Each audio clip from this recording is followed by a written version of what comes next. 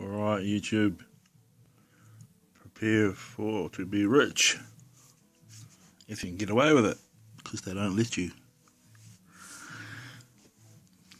I've still got drying on my brain. Okay, going to teach you $1 billion secret, but I bet you won't get off your ass and use your brains to figure it out. Right, so all the city council people from Upper Hutt, they've been guarding a secret.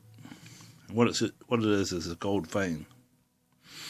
Now the Prime Minister says that we're not allowed to mine the river, even though there are certain people that have a Lamborghini, they drive down the street and have mined it.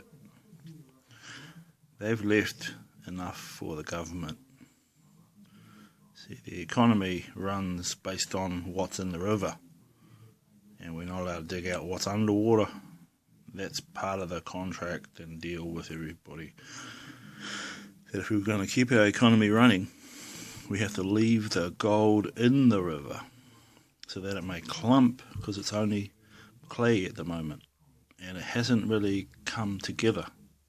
So there's places in the river where it crunches together to make little nuggets, but they're about big as the end of my finger, between one joint and another. But it's only like gram pieces, and they happen like once a month. So they're very rare. Somewhere there's shitloads of them. Usually when the mine is happening. And anyway, the Prime Minister has been saying no to it all the time, for good reason. It supports the economy, so we can't dabble and mess with that. You have to go pay $5,000 for a miner's certificate thingy, permit. Yeah, so recently there's been a web page given out by the government that you are allowed to mine the iron shelf. So here's the secret. The whole earth is surrounded by a crack that was caused by Jesus. Now when he did that crack thing, he went down into hell and he took the keys off the devil and locked him down with 24 horses, and he's the only one who can unlock it. So the devil is chained down, and he'll try to lie to you and say he's not, offer you all kinds of things, and then steal your soul and chew on it for eternity. But that's not what I'm talking about. The iron shelf is what I'm talking about. So what do you know is the $1 billion secret? Iron runs with gold on the side of each other. Now the iron shelf really means that crack. They have given permission for us to mine the iron. The problem is, that's what holds our planet together. So though they have permission, who's got the balls to wreck the planet? Do you know who would hate you if you fuck with the planet? So what they're doing is they're trying to look, the real miners, they try to look for the gold streak. But if you think about it, gold is the strongest thing that runs with quartz, with iron next to it. You can mine the iron, but you have to get specific mineral rights to mine the quartz, which runs with some low percentages of gold. So I told this guy Cody, and he's a major miner, and he's brought claims in America, which are where there's veins that go off the main vein. You're not allowed to mine the main vein. You can mine the off veins, that's fine, the branches, but not the tree. Because once you kill the tree, kill us. And that's what my dad said. He used to always say, it's been prophesied that someday a greedy bastard will go and mine the tree. When he does, we're all doomed. A massive earthquake's going to come where it will crush everyone in the vein. And I was thinking about that. And the people in the vein are actually everyone on the fault. And the fault is quite wide. It's like a massive wide valley. And all of Wellington and everywhere along the centre of the New Zealand, there's a vein. But you kill that vein and you kill us. It'll crush millions of people. And that would be wrong. So that's why they don't do it. They just let it excrete stuff on the surface. And they leave it for very long. A couple of years, I think you got to leave it.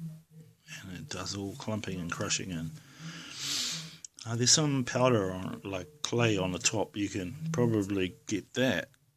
And you're going to have to use a lot of flame in the cold time to melt it. So I guess that's done a little.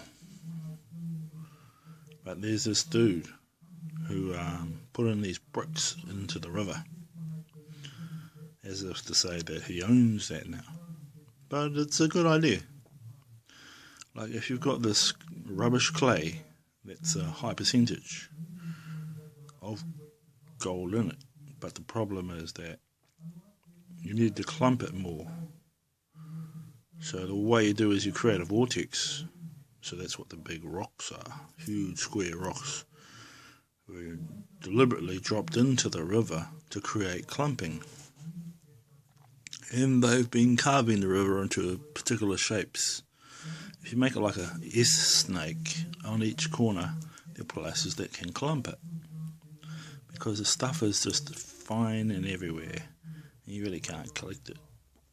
So they've got these places where they make rapids, and that condenses it. And then on the corners, they have places where you're not allowed to mine. And it's because that's where the greatest conglomerates come from. Conglomerate is a bunch of stuff that clings to a solid. Usually those solids don't come out and become sunbakers, but on occasion they do.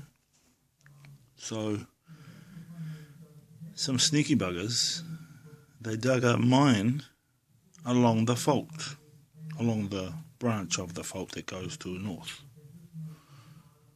And they followed it, as you do. And it comes and goes. It goes up and down, way down, like a snake. But they always, like, every now and then, they get an idea. And then they block the motorway going north. Going to the upper hut. And behind a tree there, and next to a road where they park,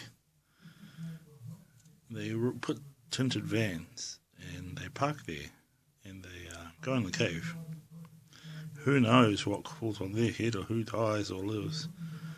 But they block the motorway while they do some blasting. Because the good idea is to find a pastry and blast it, and then you can just pick it out. You can make a mine there. So maybe that's what they've done. But I've had a look. Okay, this is a hint. I've had a look at the mining maps, and it shows clearly that the river has no claims, even though they do have mining rights. It's free reign mining.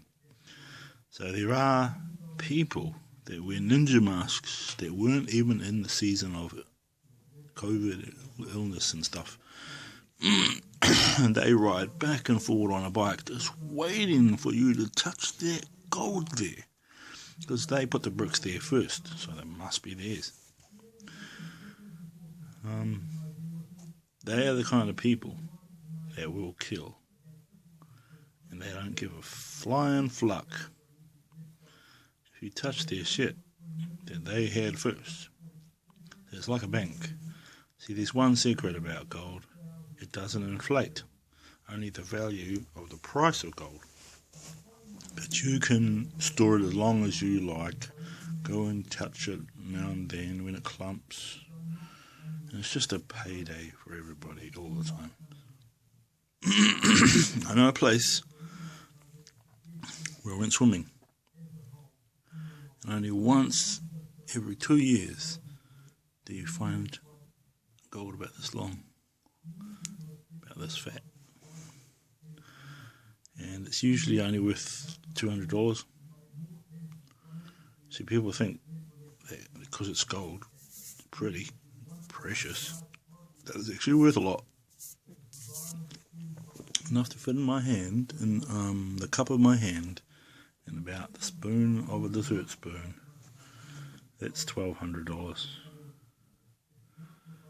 Who the heck can even find that much? And when you do, it's always devalued. But it's worth that much. And it's the rarest thing to find. I went around here. The only place you can find it is 3 feet deep. But I get exhausted trying to get through the second foot. Can't reach the third foot. Electricians do find the third foot, but they know that you can use electricity to condense it, so they keep it secret. There's some places where the pay layer is coming out. People go there to